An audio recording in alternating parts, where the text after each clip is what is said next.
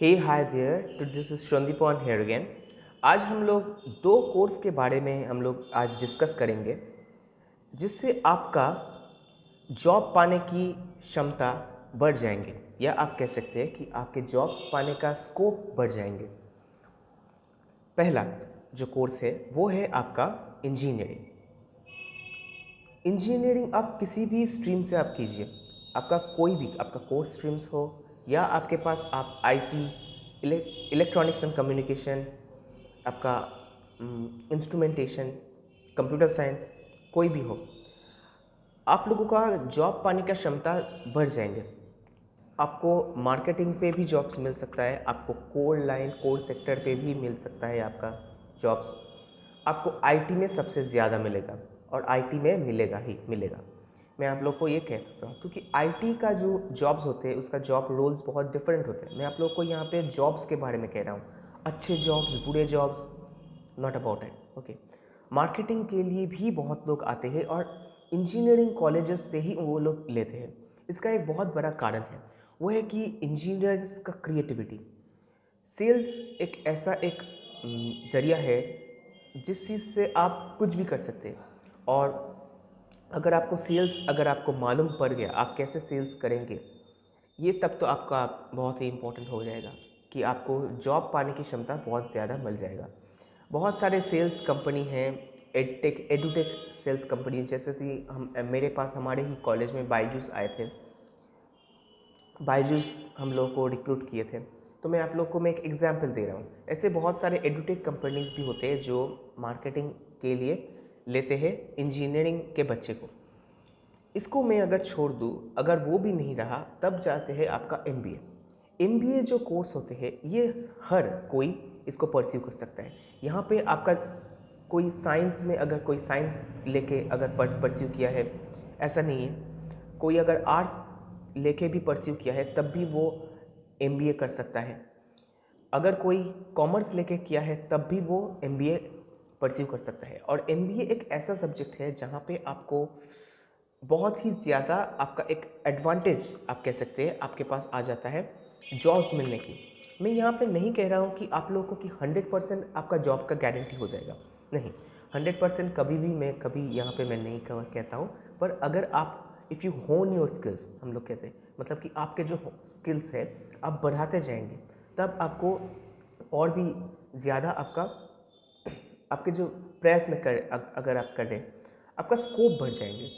तो एमबीए एक कोर्स है। अगर आपने लेट से कि आपने बीए इन आर्ट्स किया है या आपने शायद बीकॉम किया है, इन मतलब कि बीकॉम जो कोर्स होता है कॉमर्स का, तो अगर आपने ये भी किया है, after that you can go for MBA. देखिए यहाँ पे हमें यहाँ पे 3 इयर्स की तरह नहीं कहूँगा कि पहले इंजीनियरिंग किया उसके बाद एमबीए किया उसके बाद बैंक में नौकरी कर रहा है। इसका लॉजिक क्या है? यहाँ पे मैं लॉजिक नहीं, यहाँ पे जो लॉजिक है वो है कि जॉब का लॉजिक। कहाँ पे जॉब है वो हम लोगों को ढूंढना है, स्मार्ट वर्क करना है। सो मैं पहले इन दोनों जगह में आप लोगों को कह दिया कि ये दो कैरियर चॉइसेस है जहाँ जो मैं आप लोगों को कहूँगा जहाँ से आपको जॉब मिल सकता है। अब मैं आ जाता हूँ कि गवर्नमेंट जॉब्स। तब गवर्नमेंट जॉब्स के बारे में क्या हो गया? मैं आप लोग ये तो आप लोग पूछ सकते हैं क्योंकि आईटी वाले जॉब्स बहुत ज़्यादा रहते हैं, ये आप लोगों को भी मालूम है। और आईटी वाले जॉब्स के साथ साथ आपका मार्केटिंग का जॉब्स भी बहुत सारे रहते हैं। जो ये जो मार्केटिंग वाले जॉब्स होते हैं वो आपको एमबीए से भी मिल सकता है, आपको इंजीनियरिंग से भी मिल सकता है। और यहाँ पे कोई ऐसा कोई आपका पाबंदी नहीं है कि अगर कोई इंजीनियरिंग पढ़े उसको ज़्यादा सैलरी मिलेगा या एमबीए पढ़े उसका ज़्यादा सैलरी मिलेगा। डिफरेंट काइंड्स ऑफ आपके फैक्टर्स होते हैं जिसके ऊपर आपका सैलरी पैकेज आपका निर्भर करेगा। अच्छे कंपनीज में अगर आपको मिले देन डेफिनेटली बेटर पैकेज। अच्छे कॉलेजेस से अगर पर एडमिशन लेके वहाँ पे अगर आप पढ़ें डेफिनेटली। सो ये अलग अलग जगह से निर्भर करता है। पर मैं आप लोगों को कह रहा हूँ कि यहाँ पे कि आपका स्कोप कहाँ पे ज़्यादा है। तब आप कहेंगे कि अगर मैं इन दोनों को ना करूँ, अगर मैं इंजीनियरिंग ना करूँ, अगर मैं एमबीए ना करूँ, मेरे पास इतना पैसा है नहीं, मेरे पापा के पास इतना पैसा नहीं है, मेरे परिवार के पास इतना पैसा नहीं है जिससे मैं ये सब कर सकूँ, तब मैं क्या करूँ? एक जो है वो है रिटेल बैंकिंग। रिटेल बैंकिंग मतलब जिसमें मैं भी काम कर रहा हूँ, स्टेट बैंक ऑफ इंडिया जैसे SBI JA, SBI PO, उसके बाद बैंकिंग का जो भी और भी जितने एग्ज़ाम्स होते हैं, IBPS PO, IBPS RRB, ये सब कम्पिटिटिव एग्ज़ाम्स जो होते हैं, इस पे आप लोग अपने अपने जो होन करके आपका स्किल होन करके आप वहाँ पे दे सकते हैं कम्पिटिटिव एग्ज़ाम्स के लिए। ये गवर्नमेंट सेक्टर्स में आ जाते हैं। अगर आप ना करते, क्योंकि हम लोगों को ये पता है कि गवर्नमेंट का जॉब्स कम हो रहा है, आहिस्ता आहिस्ता ये कम होते जा रहा है। प्राइवेट का जॉब्स बढ़ रहा है पर उतने भी ज़्यादा नहीं बढ़ रहा है, और इसका एक बहुत बड़ा कारण है, वो है अभी जो ये पैंडेमिक चल रहा है, इस कारण के लिए ये नहीं बढ़ रहा है। सो मैं आप लोगों को अगर मैं ग्रोथ ट्रैजेक्टरी से अगर मैं बात करूँ कि मतलब पैंडेमिक ना है, कहते हो कि पैंडेमिक अभी है नहीं, तब क्या होगा, उस कारण से अगर मैं ले लूँ तो मैं आप लोगों को तब भी कहूँगा कि बैंकिंग इंडस्ट्री में आपका यहाँ पे बहुत सारे अभी भी हर एक ईयर पे इन एवरी ईयर आपका रिटेल बैंकिंग के लिए बहुत सारे ऐसे पोस्ट खुला रहता है। और अगर आपको बैंकिंग का अगर चाहत है, आप लोगों को अच्छा लगता है banking, then you can prepare for the banking exams. यहाँ पे मैं बैंकिंग के बारे में ही बहुत कुछ डिस्कस करता हूँ, पर इसको छोड़ के अगर आपको लगे कि नहीं मैं बैंकिंग के लिए नहीं करना चाहता हूँ, मैं SSC का एग्ज़ाम्स देना चाहता हूँ, या मैं IAS, या आपके जो कोई PSC जो होते हैं एग्ज़ाम्स, ऐसे अगर आप लोग एग्ज़ाम्स के लिए अगर देना चाहते हैं, इस पर 2 चीज़ बहुत इंपॉर्टेंट होते हैं। एक होता है आपका डिसिप्लिन, क्योंकि इस पर आपको रोज़ पढ़ाई करना पड़ेगा। आपका जो करंट अफेयर्स रोज़ आपको देखना पड़ेगा, और उसके साथ आपका होता है पेशेंस, क्योंकि इसमें 2-3 साल लग जाता है एक पूरा एग्ज़ाम शुरुआत से एकदम रिक्रूटमेंट में आपका जॉब मिलने तक, और इसमें भी आपका वैकेंसीज बहुत कम रहते हैं। तब मैं क्या करूं? आप कहेंगे तब मैं क्या करूं? अगर मेरे पास पैसा नहीं है, मैं इंजीनियरिंग नहीं कर पाऊँ, मैं MBA ना कर पाऊँ, इतना कंपटीशन है, आप कहिए कुछ इसमें जिससे मुझको कुछ मिले, कि जिससे मैं कह सकूँ कि हाँ मेरे पास कोई ऑप्शंस है। एक जगह है जो मैं आप लोगों को कहूँ, वो है टीचिंग। अब इस पे मैं आप लोगों को मैं एक चीज़ बताना चाहता हूँ, वो है कि आप कहेंगे कि टीचिंग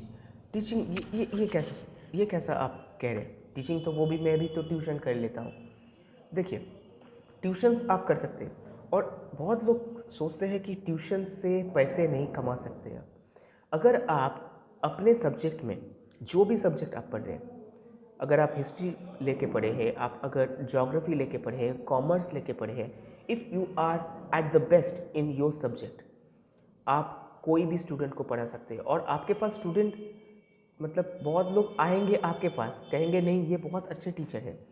सो जिस पे भी आप करेंगे अच्छे, उस पे आपको बहुत अच्छे से आप बनना पड़ेगा। You have to be the best in that subject अगर आप टीचिंग करना चाहते हैं। और मैं आपको कहूँ कि टीचिंग भी एक बहुत बड़ा एक मतलब उसमें बहुत सारे आप हो सकते हैं, आप टीचिंग कर सकते हैं। ये एक मैं कह सकता हूँ ये एक जगह है जहाँ पे आप पैसे कमा सकते हैं। पर टीचिंग एक आप कह सकते हैं कि मैं ट्यूशन्स तो ले रहा हूँ, पर ट्यूशन्स लेने पे इस पे तो मेरा कोई गारंटी नहीं है कि मेरा कमाई हर वक्त मेरे पास वो रहेगा। हाँ, ये आप लोगों को मैं कह सकता हूँ कि इसमें कोई गारंटी नहीं है कि आपको मिलेगा ही।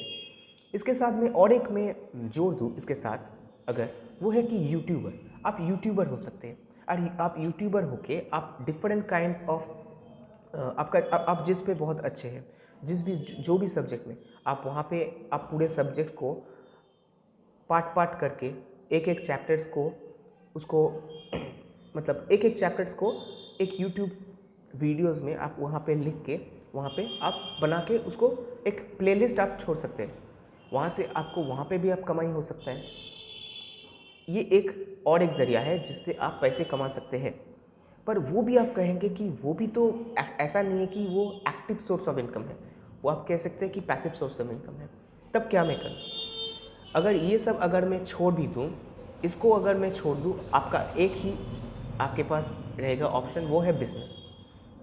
अब बहुत लोग होते हैं कि जो बिज़नेस के को बहुत ही नेगेटिव वे से देखते हैं। वो लोग भी सोचते हैं कि बिज़नेस में तो मेरा प्रॉफिट भी हो सकता है, मेरा लॉस भी हो सकता है, पर वो एक है जगह जहाँ पे आप बहुत अच्छे भी हो सकते हैं, बहुत बुरे भी हो सकते हैं। मैं आप लोगों को जो कह दिया कि आपके पास ऑप्शंस क्या है। बिज़नेस अगर आपके पापा के बिज़नेस है कोई, उसको आप टेक ओवर कीजिए, आप कर सकते हैं। आप मेल हो या फीमेल हो, ये कोई मायने नहीं रखता है अभी। अभी जो मायने रखता है कि आपके पास करियर ऑप्शंस कहाँ हैं, सबसे ज़्यादा कहाँ है। अगर मैं आपको कहूँ कि गवर्नमेंट में कहाँ है सबसे ज़्यादा, और बहुत जल्दी अगर मैं कहूँ कि रिजल्ट्स भी बहुत जल्दी निकलता है, वो है आपका बैंकिंग। और अगर मैं आपको कहूँ कि प्राइवेट में कहाँ है सबसे ज़्यादा करियर ऑप्शंस, वो है आपका आईटी। अगर एमबीए में आपको कहूँ को वो है मार्केटिंग। इसको छोड़ के आपको मैं कहूँ कि एचआर फाइनेंस, ये भी मार्केटिंग, मतलब आपके जो एमबीए है, एमबीए में मार्केटिंग को छोड़ के आप यहाँ पे भी आप लोगों को मिल सकता है। अभी बहुत सारे नए नए जैसे आर्टिफिशियल इंटेलिजेंस, उसके बाद डीप लर्निंग, ऐसे बहुत सारे नए नए कोर्सेज भी आ रहे हैं। डेटा साइंटिस्ट भी हैं। सो इन सब चीज़ों को भी आप लोग ट्रैक कीजिए कि नए नए कितने सारे कोर्सेज आ रहे हैं अभी जो आईटी से ही रिलेटेड है, क्योंकि अभी the new age is IT. So आप लोगों को ये ध्यान में रखना पड़ेगा, आप आईटी से है या नॉन आईटी बैकग्राउंड से है, वो मायने नहीं रखता है। आपको फिर से कह रहा हूँ कि आप आईटी बैकग्राउंड से है या नॉन आईटी बैकग्राउंड से है, ये मायने नहीं रखता है। इम्पॉर्टेंट ये है कि इसमें जॉब है। सो ये आपको मैं एक ओपन क्वेश्चन में आपको रख रहा हूँ कि आप क्या करेंगे, आप करना क्या चाहते हैं, आप इसमें क्या देखना चाहते हैं, कि आप क्या ये देखेंगे कि मैं क्या, मेरा पैशन क्या है, या आप ये देखेंगे कि कहाँ पे मेरा अपॉर्चुनिटीज़ है। सो अपॉर्चुनिटीज़ और पैशन। सो ये मैं आप लोगों को कह के आपको एक ओपन क्वेश्चन रख के आप लोग कमेंट कीजिएगा। आपका कोई भी अगर कोई भी प्रॉब्लम्स हो, मैं आप लोगों को ज़रूर आप लोगों को कमेंट डाउन की करूँगा। और अगर आपको आपके पास कोई ऐसा कोई करियर ऑप्शन हो जो मुझको मैं शायद भूल रहा हूँ, आप वो भी नीचे कमेंट डाउन कीजिए ताकि लोगों को भी पता चले। So with that, I will end the video. See you in the next video. Till then, bye bye.